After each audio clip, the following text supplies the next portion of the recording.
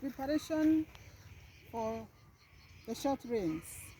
We prepare on time so that when we plant the seed, we plant early.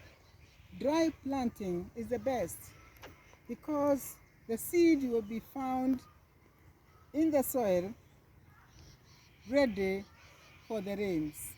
This is why we have put the bananas.